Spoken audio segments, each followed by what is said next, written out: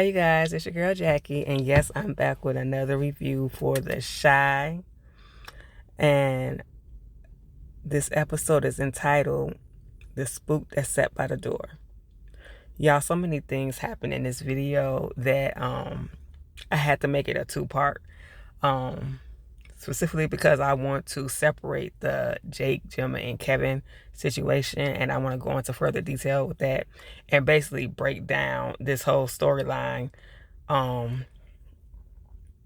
Starting with season 3. With that being said, so if you notice that this video only contains, parts of the episode that contained everybody else, that's why. I will be doing one talking about Kevin, Jake, and Gemma too, but it would be a second video. Before we get into this, like I do all the time, make sure you like, comment, and subscribe. And please make sure y'all hit that notification bell so that you can get my videos when they drop.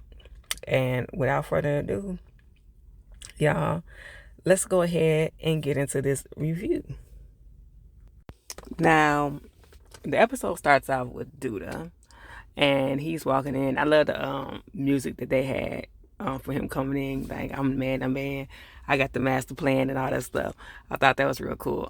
He came in, in his little suit, looking all good and stuff, and he just walking through, and all his employees and stuff, they're walking around, getting everything together, and just basically trying to make sure this gala is gonna be in order and that they got everything straight. We see him walking through the building, and then we hear Marcus giving this speech, and he's telling Tracy to start again, and dude's like, what, that's not necessary. I'm sure she's gonna be great, whatever. And then we see Marcus giving this speech to the rest of the people there. He was like, this hasn't been done for some years, saying, like that in the back. The last time that it was done, black people weren't allowed to attend the meeting. So, and now look at us, we're running it. You know what I'm saying? So, don't, take for granted, what you're doing today, And so then, we see Duda, and he's talking to Tracy or whatever. And Tracy kind of brings up, what happened at the trap house, like that, and asks him, do you know anything? Did you hear about the girl that died? The trap house. He was like, yeah, I did. He was like, I don't know anything about that. And she was like, well, I bet you know somebody that does. He was like, nah, I didn't, I never told you that I was a saint. You know what I'm saying? She was like, so you just, in bed with gangbangers? He was like, listen, I can't change my past. Now you can either, deal with that or get the fuck on. I was like, well, damn. Like, it's true, though. I mean, he can't change his past, So, like he said, either deal with it or get the hell on. Period. Now, next we get to Jada and Dre. And they're having a conversation because Jada still does not want to come clean to Nina about what's going on with her, because she doesn't want anybody feeling sorry for her, or giving her pity stares, or you know what I'm saying. She just she wants to basically suffer in silence. And Jada and Dre is like, let her know, like, you causing a lot of things between me and my wife. And, you know what I'm saying? And she needs to be able to tell her wife the truth. You know what I'm saying? If I was Dre, I just went on ahead and told Nina, because it's getting ridiculous at this point. She had already told Emmett, so there shouldn't be no reason for her to not go ahead and tell, you know what I'm saying, Nina what's going on. Now,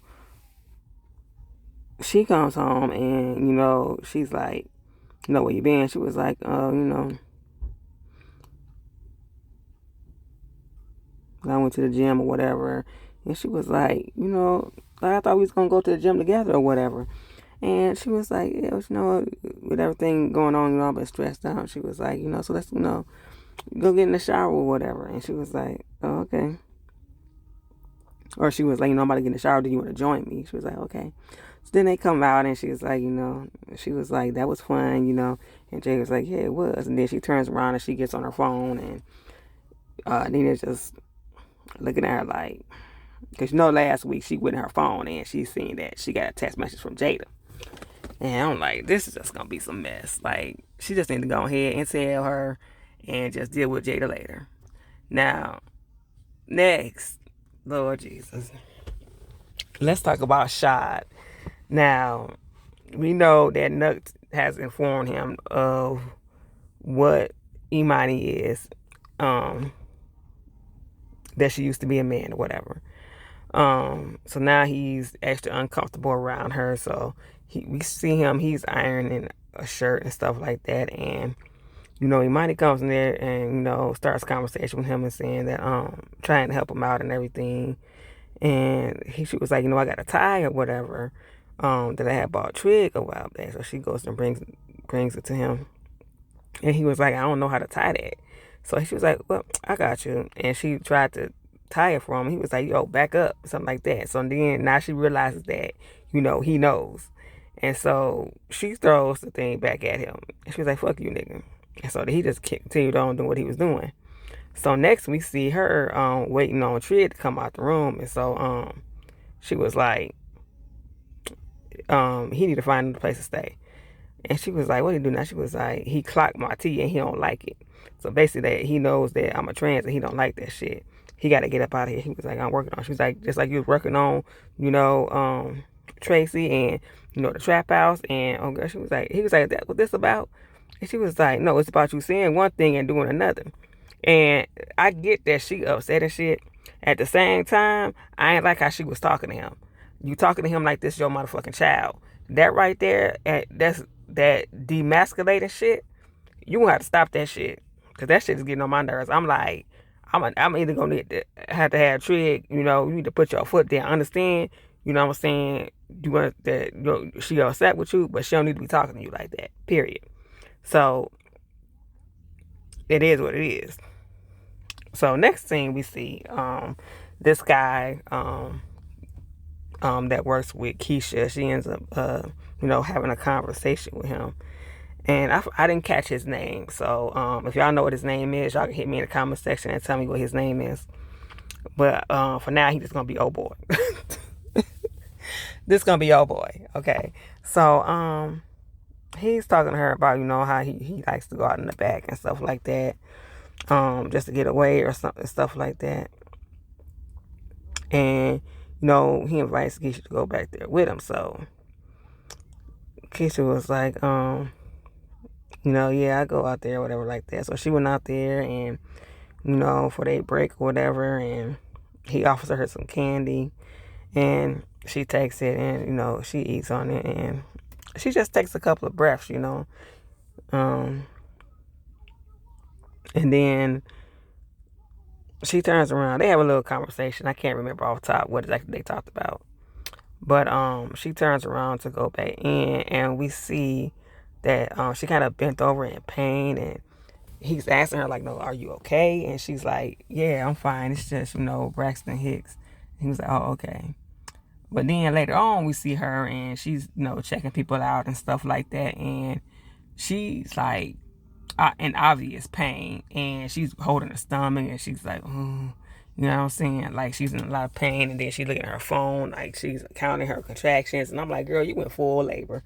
I'm gonna need you to take your ass home. Fuck them people. It is what it is. I'd have left a note. I'd have called, left a voicemail like, look, I gotta go. You know what I'm saying? I think I'm in labor. And I would just walk out. I wouldn't wait for you to call me back or nothing. You had to come get your people. I'm on my way to the hospital. Period. So then after that, we go back to Shad. And he's at an interview for a job. And, the guy that was interviewing him asked him, when his last job was. And he tells him that his last job was at Radio Shack in like '02. And the guy was looking like, well, why come it's been so long or something like that? And he was like, now I'm going to be all the way honest with you. I got locked up on some bullshit. but I'm trying to change my life around and I need a job. And you know what I'm saying? And the guy was asking why did he think that he deserved this position. He's like, well, I need a job. You know what I'm saying? I'm trying to get my life back together and stuff like that. And the guy gonna tell him, well, it's not up to me. I got to run it by my boss and stuff like that. And he was like, yeah, right. You know what I'm saying? You know, it's okay, dude. I was like, right. Because I'm like, dude, you ain't going to send nothing back to your boss. Just go ahead and tell him that you're not going to get him a job. For real. And so, and he was like, no, it's not up to me and all this mess. So he gets up. He got an attitude. And he says a couple choice words and stuff like that. He was like, you know, because I understand, like, when they... you tell you that you want them to be changed people. When they go out and they try to change, y'all make it hard for them to get jobs and stuff like that, and it's ridiculous. So as he's walking out, you know, Trick was outside waiting on him, and he was like, did it not go well? He was like, well, what you think? He was like, you know what I'm saying, like, you know, trying to, you know, make it better for him and stuff like that, and like basically give him some encouraging words and stuff.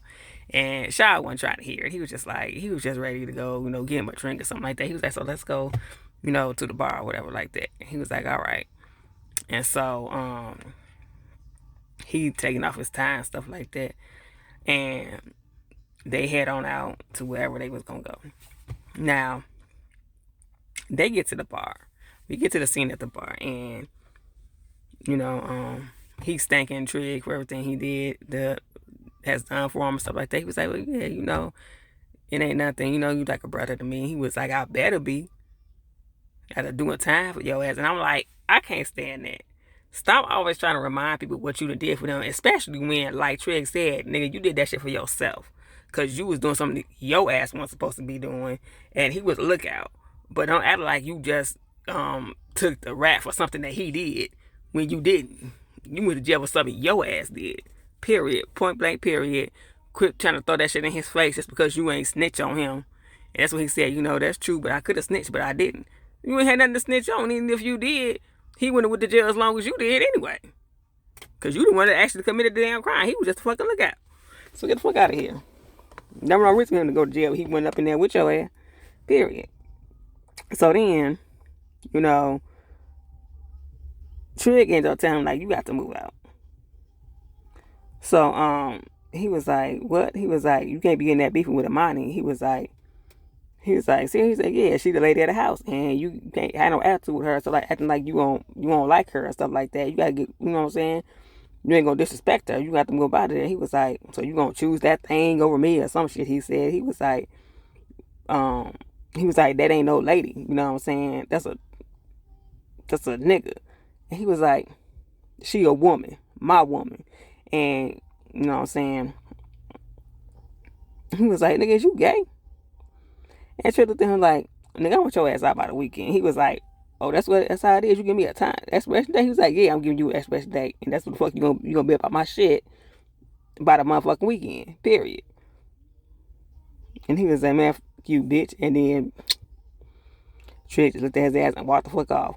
I was like, yeah, because if he had put his hands on you, then, you know, he would have went back to jail. And ain't nobody gonna be there for Jay. So, motherfucker, he ain't got time for that. He got a family to think about, and he ain't thinking about your little punk ass right now being up in your motherfucking feelings, okay? So, just do what he said, pack your shit, and get to getting. Now, back at this gala, we see Doodah, and, you know, he's giving a speech to, you know, the young ambassadors and stuff like that, and he telling these corny ass jokes. I'm like, Doodah, this stuff that you talking about ain't even funny. You know what I'm saying? Talking about some, don't eat up all the refreshments. He's like, I'm just saying, go ahead, eat them up. Nigga, nobody care about them damn bougie ass refreshments. Just go on about your business. You know what I'm saying? So later on, we see him and Rosalind dancing, and she basically tells him that she wants a position in, you know, his cabinet or whatever like that. And he looked at her and he was like, bitch, please. She was like, well, you give me a position or I'm filing this divorce paper, and you know that ain't about to be a good look, so which one you want? And he was like, basically like, do what you gotta do. Dude ain't give no fuck this episode.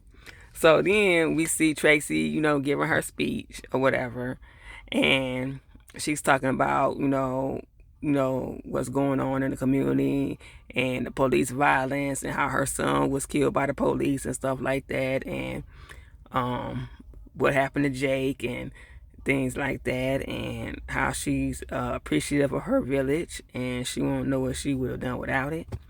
And we see, Marcus there, of course, Gemma's dad. And earlier, him and Duda had a conversation, and he was like, you wouldn't be here if it wasn't for me. And Duda was looking at that nigga like, what I'm saying? He basically told his ass, like, I don't owe your ass shit. Like, right, the only reason you made it happen for him to even be in that position because you ain't want a woman to be in there. So, nigga, bye. Nobody owe your ass shit. And then we see, Imani. She came in there with Jake, you know what I'm saying? And she came in there because she just wanted to talk to Tracy or whatever. But we see her sitting there listening to what Tracy got to say, and she just drinking her champagne like, okay. She ain't said nothing about this trap house and these girls that's in danger. But she got everything to say about everything else. So, and we know later on that, she goes and she confronts her, and she was like, that was a cute little speech or whatever, but I didn't hear anything about those girls in that trap house. She was like, yeah, I was going to, but they gave me so little time to talk. And she was like, you know what I'm saying? Basically, like, you got time to talk about everything else, but you don't really care about these girls. And, Imani wasn't having it. She was like, you know what? And then Jake came and was like, can we go? She was like, yeah, let's get the fuck out of here. I was like, damn.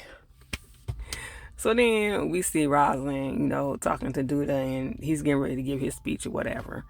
And, she tells him, well, I'll meet you on the balcony or whatever. And he's like, okay, you know what I'm saying? And so then they hug, and she kisses him on the cheek or whatever. And he starts to walk off, and he runs into Marcus, and Marcus is like, be careful. He was like, nigga, mind your business.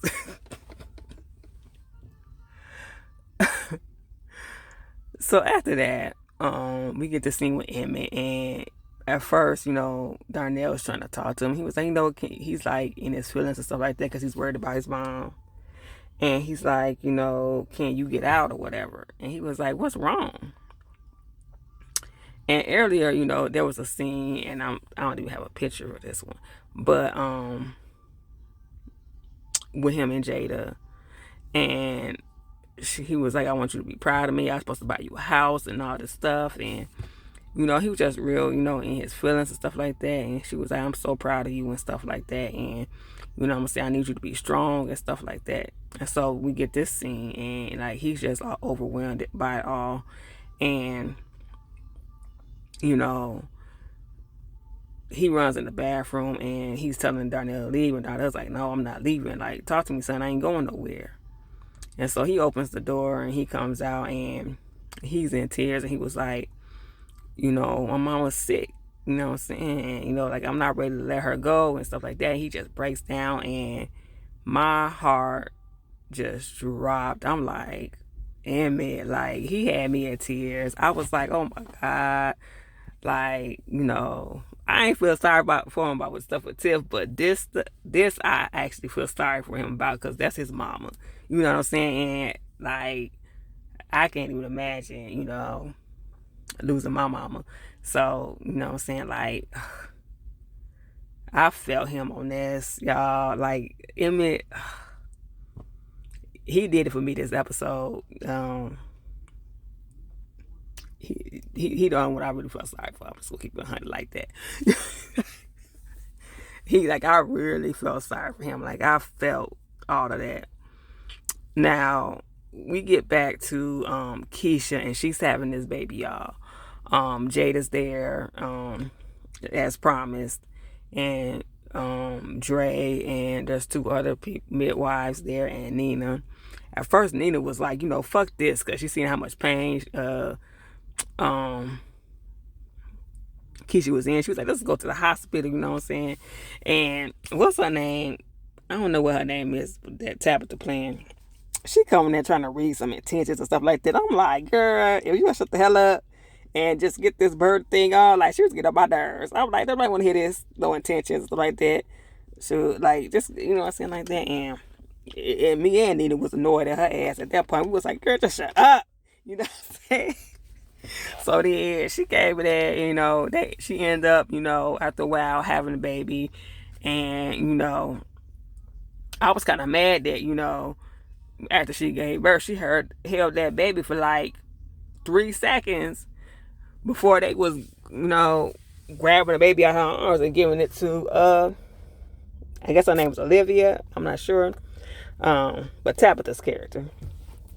And I'm like, I don't understand that, you know, they don't really want her to bond, knowing that she's about to get the baby up. But, you know, Keisha was looking at that baby like she did not want to get that baby up. And I don't think that she is. Because, you know, she got up to like, I believe, 30 days to change her mind if she wants to. It's like 30 or 60 days or something like that. When it comes to adoption, the mother has like 30 days to decide whether or not she wants to change her mind. As to giving her child up for adoption. And so we see Olivia, or Tabitha's character, holding the child, and she's looking down at it like, you know, it's so precious. I'm like, so we get to the end of the episode, y'all. And baby, we see Duda up there, and he's looking, you know, toward, you know, whatever's on the other side of that roof. And he turns around, and it looked like he was looking at two different people. First he was looking straight ahead, and he was smiling. And then it looked like he looked to his left or his right, and his whole face just changed. And then that's when we see the gun, and we see Duda just standing there looking like, what the hell? Like he just seen a ghost. Like that's what the expression on his face right here gave me. It's as if he saw a ghost. I want to say like somebody that he thought was dead. And